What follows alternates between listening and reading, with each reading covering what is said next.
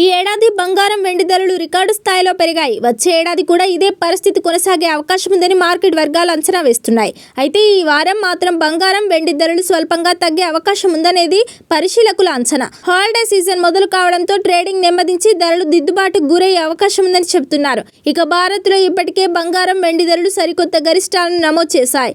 Good returns website ప్రకారం నేటి ఉదయం 6:30 నుంచి 24 క్యారెట్ల 10 గ్రాముల బంగారం ధర 1,34,170గా ఉంది.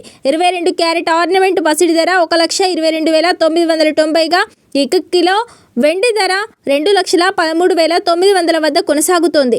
పరిశీలకులు చెప్పే దాని ప్రకారం క్రిస్మస్, నూతన సంవత్సరం సెలవుల నేపథ్యంలో బుధవారం నుంచే ట్రేడింగ్ నెమ్మదించే అవకాశం ఉంది. ఇక గత ఎంసీఎక్స్ గోల్డ్ ఫ్యూచర్స్ ధరలు 0.43% మేర పెరిగి 1,35,530 ఆల్ టైమ్ గరిష్టాన్ని తాకాయి. డాలర్ బలహీనపడడం, ఫెడ్ రేట్లో కోతకు పెరుగుతున్న అవకాశాలు వెరసి గోల్డ్కు డిమాండ్ పెంచాయని నిపుణులు చెబుతున్నారు.